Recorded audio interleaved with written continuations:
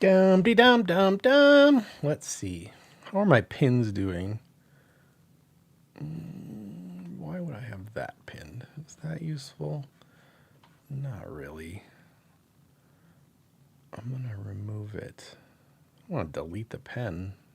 Why can't I remove from? Oh yeah, because they're not called pins anymore. They're called bookmarks. You dummy.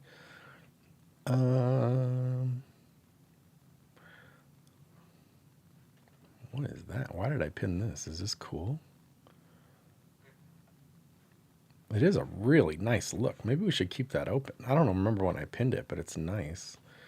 Favicon machine is nice because then you just click it and on your clipboard becomes a.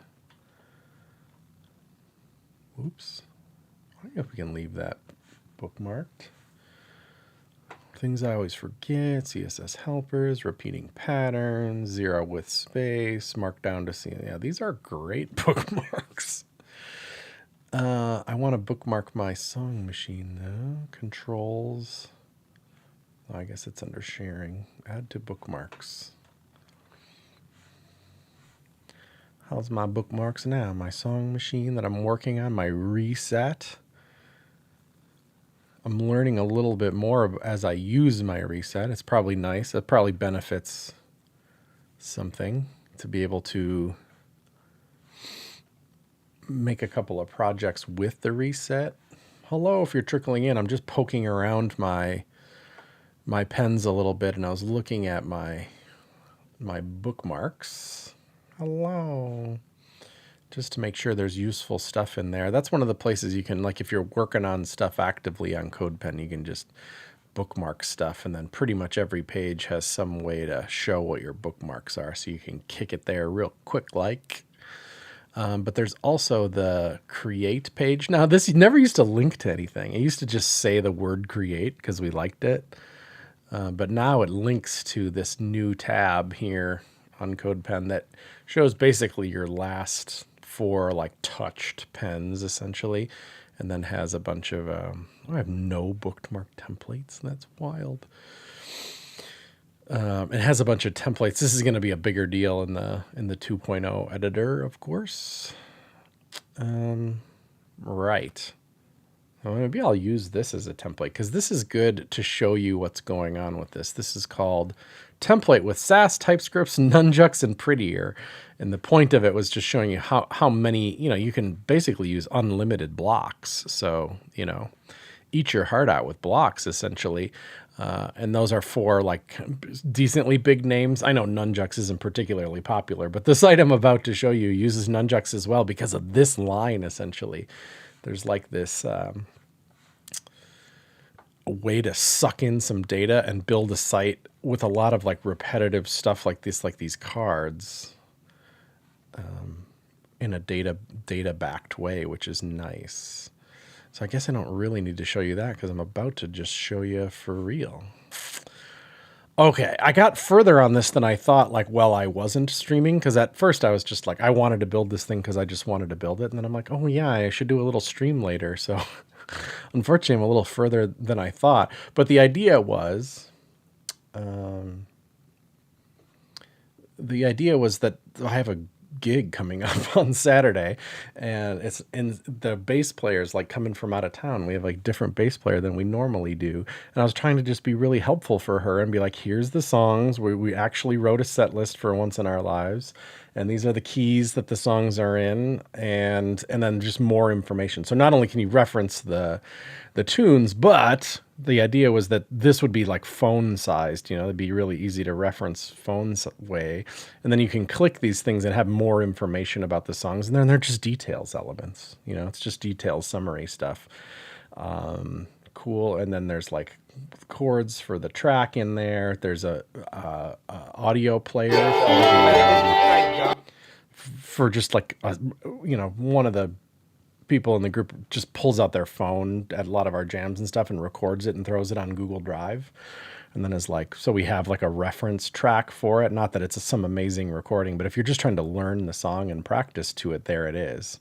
So you could have it all collapsed and be like just looking at what the next song is, or you can pop just with your finger quick look at what's going on here, and then provide a link to other relevant links that matter in this little like niche world. Like if I open this in a new tab, there's this app Strum Machine that shows the chords in a different way, and you can customize it and transpose the keys and that type of thing. It's a little more useful than just this little I guess I can close this for now. This little output here, this is just simple, but the Strum Machine link is a little more robust, but I can't replicate that in this little website. So there's that. And then there's another website called Tater Joe's that has a bunch of like the melody for the song on a lot of Tater Joe's. It's just this niche style of music that I play.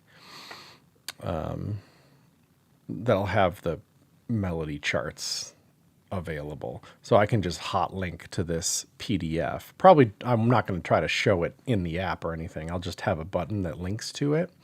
So I was starting to make this and I was writing like details element, details element, details element, details element. They're nested detailed elements, you know? And then I was like, I need to template this. There's always that moment, I feel like, when you're working on an HTML document, they're like, I need a little help here, you know? And I think a lot of people like reach for Svelte or JSX or something to do that. And that's fine. I want to support that on CodePen as well, too. I use that all the time. We use that to build CodePen itself, of course.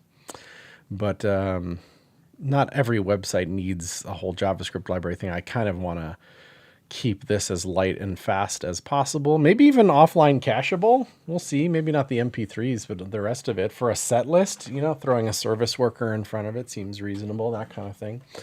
But I wasn't thinking that hard about it at the time. Mostly I just wanted to not write the details element like 15 times on the page or whatever. So that's all that preamble for the idea that Nunjucks is like JavaScript, right? Like this line of code within the weird little curly bracket, then percentage sign thing is like executing JavaScript, or at least Nunjuck's own template style. So I made this file, which honestly, I wish was just JSON. And the real Nunjucks can process JSON. It's complicated for CodePen because it happens at the node level and you associate one particular template with one particular JSON file as it's being processed. And our Nunjucks processor, or block as we call them in CodePen land here. Ooh, that's a little funky there, isn't it? Rendering bug, gotta log it. That's why I do these streams.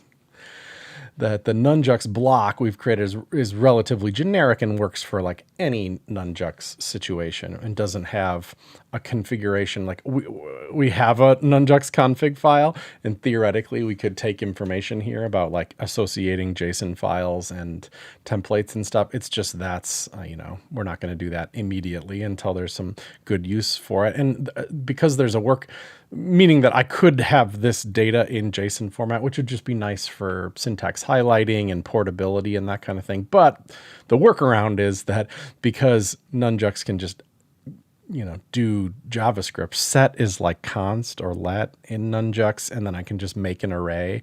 Now I just have JSON-like data that I can pull in as data with a line like this in another file. So it's basically the same as importing some JavaScript. It's just less portable because it's Nunjucks. But you know what? I don't hate it because you don't need quotes around everything, and line breaks work fine in here. I was so nervous that I was going to have to do like \n or whatever in multi-line strings. But for whatever reason, Nunjucks processes these line breaks in this format just fine, which is nice for this like chord output I'm going for. So I have the title of the song, you know, as an object, an array of objects, the title of the song, the key of the song, the chords for the song, a link to that Strum Machine app I showed you, and a link to a recording, and then a Tater Joe's link. And all of them are optional. You know, I haven't gotten that far on making guards in the template for those things. Maybe we can do a little bit of that now. So kind of cool. So when we output a details element, first of all, we just loop over that data and we're like, what's the title? Why don't you barf it out in the summary? And in the summary, I put the key as well, and I put a data key on it in order to colorize them in that way. I suppose I could open the CSS file too, or I already do have it open. So the key and then the data key is what maps these colors to those colors. Pretty standard stuff there. And then I decided to abstract like the colorization I was doing into like level 1, level 2, level 3. So it kind of gets brighter as you go down. There's not a lot of level 3 stuff, a little bit. And it was starting to confuse me, the selectors I was using for it. So I just was like, I'm just going to explicitly use level 1, level 2, level 3, and whatever. And if I need to stylize things particular to a level, I'll just do it with those classes. So that's what's going on there. So that's the summary. And then immediately there's another details and another details. That's the two details you see here collapsed. So the level 2 detail is chords and links. I'm thinking about making links a third one instead of combining it with chords. I don't know. I don't think anybody really cares that much. I'm just having fun with this. But then I grab the chords out of the data, song.chords, that's like this, and I just put it in a pre-tag. And I liked that I could put this hard return at the beginning so I could line it up and see the songs all lined up nicely, but it was making an extra space at the top. So that little dash right there in Nunjuck says basically take the white space off the beginning of this string before you export it, which I thought was really nice. And then I have some guards in here, like don't show the Strum Machine link if you don't have a Strum Machine link. Don't show the Tater Joe's link if you don't have the Tater Joe's, if you don't have one to have. That's why in this case I have one and not the other. And a lot of these ones that I haven't even worked on yet, you don't see anything. But I'm kind of thinking if there's nothing to show at all, it shouldn't show the entire details element. So in the case of this very second song, it should almost skip chords and links entirely, like this entire chunk. So if I was going to write logic around that, I'd have to do it. Let me give myself some Nunjucky stuff to put there. It's like I need to check lots of different things. That's almost a good reason enough to break off chords and links. So I think I'll just do that. So I'm just going to duplicate what I already have. And then I'll just call this one chords, and I'll call this one links. And then I don't put the links. I put the links, yeah. Those come out.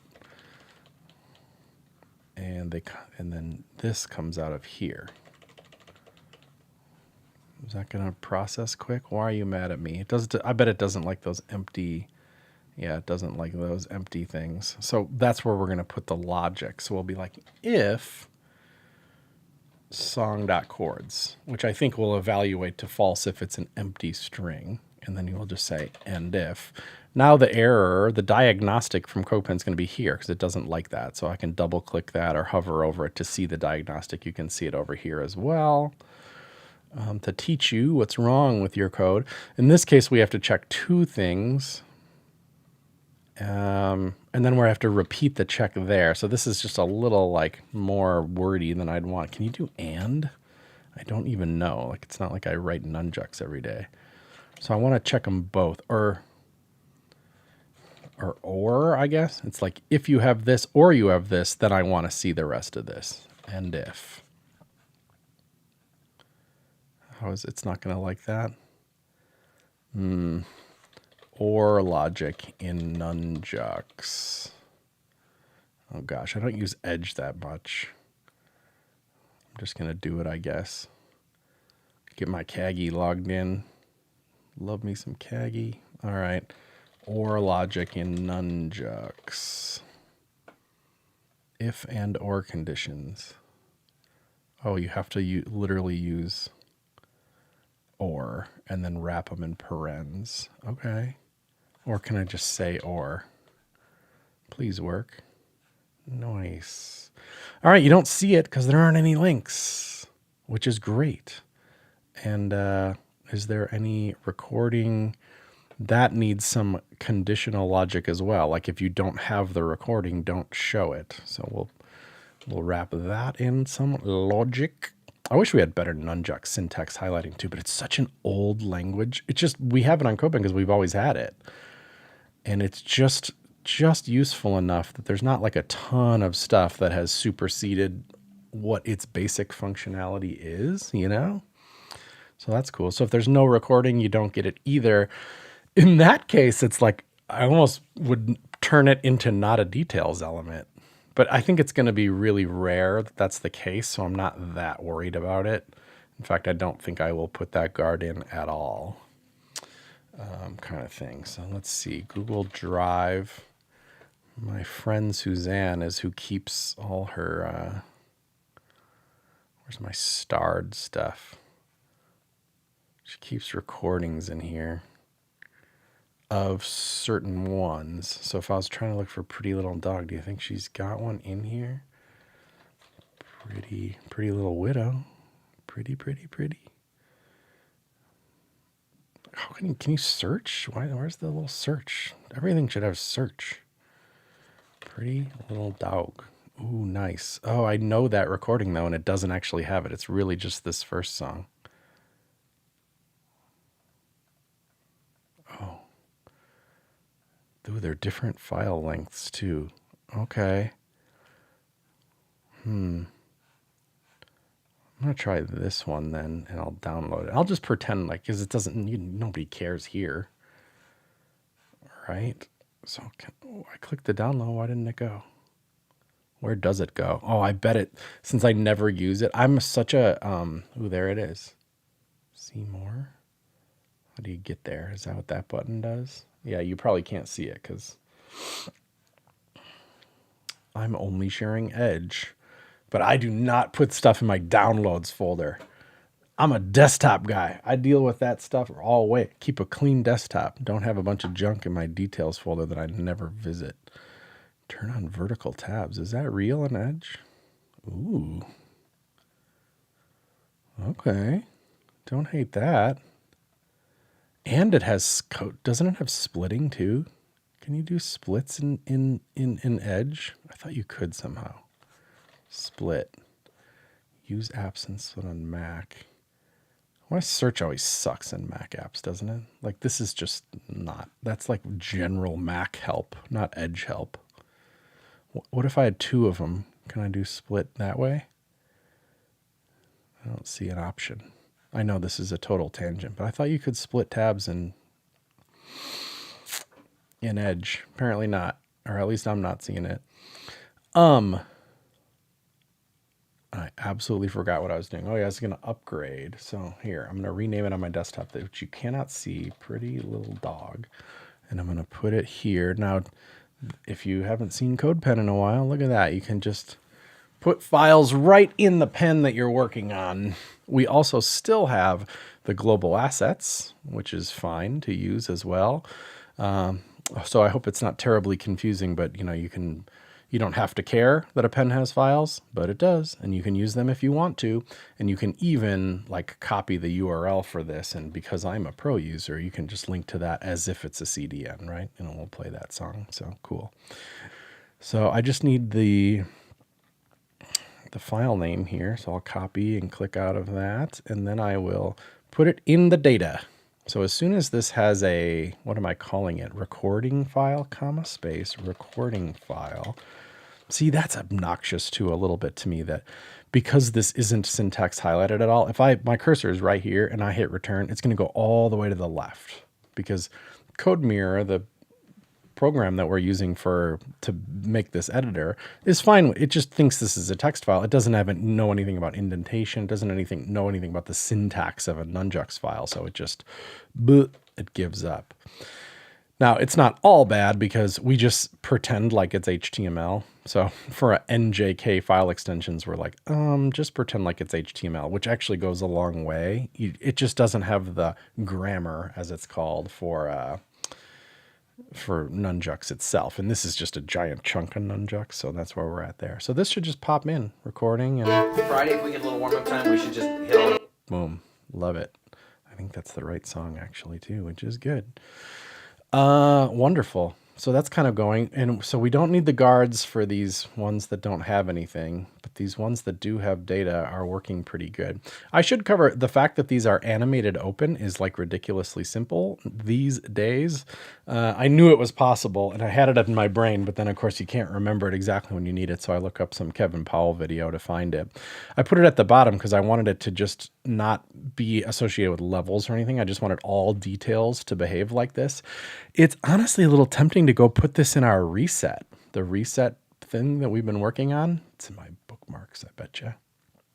Show bookmarks, reset, open a new tab. Ooh, that's nice. There's Chrome extensions that do sidebar tabs, but then you have top tabs too. They show them in both places, and I think it's dumb and useless.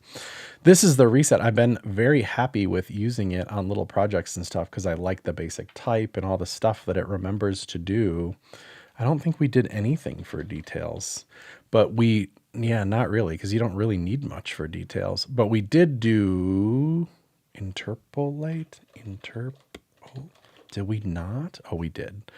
If you don't prefer motion, then we turn on interpolate size allow keywords, which is kind of the first little bit of magic that you need to animate the details element, because what we're going to do is animate from block size 0, which is height. It's just the the left to right language's height, essentially. We're going to say details content is 0, and then when the details is open, then it animates to auto. Oh, it animates? Yeah, or it transitions to auto. So right there is the bit. And then you have to change content visibility for whatever reason too, because the content visibility of details content by default is probably none or something, or it changes automatically, but you need to tell it to transition so that it transitions at the right point in the animation. That's a huge gotcha, but it's a nice little chunk of code. It almost deserves, that's why I opened the reset, it almost deserves to just be in the reset, assuming you like animated details elements. Who doesn't? Come on, that looks nice, doesn't it? One little thing that weirds me out about it is this details content doesn't work in Firefox yet. But what it means is in a details element, you have your summary, and then you just have whatever until the end of the details. Right? Like I could have anything in here. I could have 1, 2, I could have a button, all this stuff. Now there's some extra crap in that details element. I don't need to wrap it in anything at all. I don't have to. It doesn't matter. It just, by virtue of it being within the details element, it will be hidden away until I open it. So you can put a div there, something if you wanted to. There's no problem, but you just don't have to, So what : details content does is it selects all of that stuff. It's like, give me everything inside the details except for the summary. So in this case, that's the thing that we're forcing to be block size 0 and then animating to its natural height. It weirds me out. I can't think of anything else quite like that in HTML and CSS, where there's a pseudo selector for basically an arbitrary number of HTML elements. This just selects whatever inside of there. And then maybe just selecting an arbitrary number of elements isn't a big deal. I mean, that's what selectors do. But then allows you to set the height on those arbitrary elements. Like I have this arbitrary grouping of HTML elements, and I can say all of you together behave as one, and your size is 0. That's just strange. It's neat though, and there's probably multiple reasons to do it. Like you could apply padding around it or something. In fact, we should try that. Let's make just like an extra pissing. Hands on home row. Padding, no caps lock. Padding 2 rem or something. That should push it extra far in, That's kind of just nice to be able to do, that we get this big ring of crap around that, and we don't need an element to do it necessarily. But I think the number one reason that it exists is this exact use case is transitioning the height of it. Pretty nice, pretty nice, pretty nice, pretty nice, pretty nice.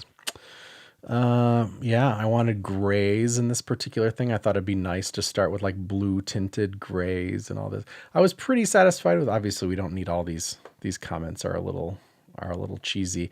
I just went over to. I just picked one. I don't know how you all roll with your AI chatbot tools, but I don't have any particular allegiances. I type in gemini.google.com or I type in Claude.ai or whatever it is. I don't even know. Somehow I go to those two more than I go to ChatGPT, but just don't know. Haven't formed really strong opinions about which give the best output for really generic queries. They all seem to do fine. I just typed in, give me, CSS custom properties starting at gray-1 and ending in gray-9, use OKLCH and make them minorly blue tinted. And it goes bloop. And I'm like, yeah, that's fine. It's kind of cool. I guess, it's probably not nearly as nice as a designer scrutinizing over those colors and taking their time and making it really nice. But for this little app that's just for my bandmate, it doesn't matter. That's why there's just a lot of stuff that doesn't matter that much anymore. And it takes it away. I think of, the bakery website, like when I started being a web designer, that was certainly a way to make a living, was have a design shop that built websites for like the $1,000 to $10,000 range, and you just get enough of them to make a living off that. And that market doesn't exist anymore. It's just gone. But did the web disappear? No. Do web designers disappear? No. Did web developers disappear? No. Things just changed. So I'm kind of hoping that this AI world is a little bit like that it's this nice tool, and I don't need somebody to specifically help with a little chunk of code like this. I can kind of get it for free. And of course, AI is doing a lot more than that, with the agents and stuff, typing in big refactoring jobs to do and all that. It's a big deal. We obviously want AI features in CodePen. Everybody's excited about it, thinking about it, making tickets for it and stuff, but we just need to finish this editor first before we jump into any big new projects. And hopefully by that time, AI integration is a lot cheaper and fancier, and all of our ideas have percolated through our mind and we're feeling good about it and all that kind of thing. So I guess I have a little work ahead of me. I want to download those recordings and I want to host them here. It's not that I want to host them in this pen. It's just that, my friend Suze's recordings here. I don't know that you can get a direct link to like an MP3 or whatever in here. Like, does the download URL work? That's not a URL. Like, I don't think it wants you to, that's funny. It'll send it right to a conversion tool for you. Preview, is that useful? No. Like, can I get the URL from this? Like, I don't think Google Drive wants you to hotlink stuff from it. So I think I'm in a place where you can share, maybe share, copy link. What does share do? That just wants me to share it with a person. Share, copy link, but the link's just going to be like to that file on Google Drive. Like, that's not going to resolve to the actual M4A file that we need. I did go to some sketchy site that's like, paste in the link and we'll get you the direct URL, but it was like an export URL or a download URL, and it didn't serve the right content headers for it. So annoying. CodePen will host it for you, though.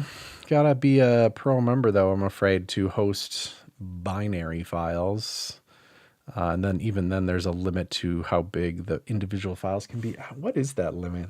I think it's decently large, 100 megabytes or something. And then there's a limit to how many files per pen, but there's 300 here. So plenty for my little musical app thing. We'll see how this goes. Sometimes ideas like this kind of get better and better. I already talked to Steven at CodePen about it, and he's built something similar in the past, but his like chord data was a little more intelligent. He put you have to put pipes in it, and that meant bars. And then he built like a little parser that parsed out the bars a little bit more nicely. It's like a little moment like that I'm like, maybe I could steal that and smash it together. And maybe instead of hard-coded data like this, I actually just link up a MongoDB thing or something and and have actual data, put a little CMS around it. You never know how ideas grow up, but for now, I think this is a pretty satisfying thing. Oh yeah, we separated links. Ooh, that's weird how it, do you have to, like how it, maybe you have to put, like you can see it as it's collapsing, which I don't like. Maybe you have to put overflow hidden here. I think that'll work.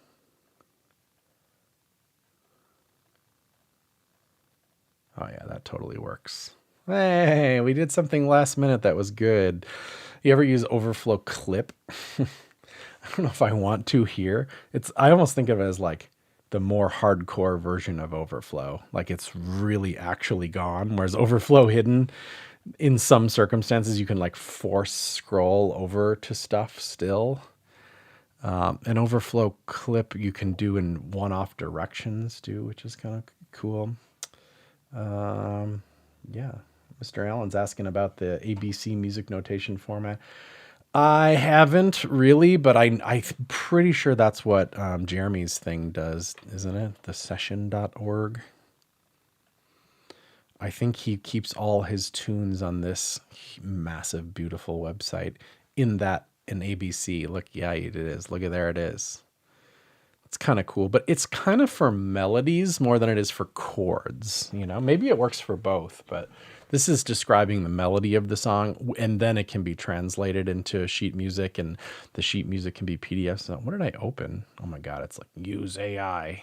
You will love it. Pretty cool. Oh, look, and it can be turned into MIDI and stuff. Yeah, this is awesome.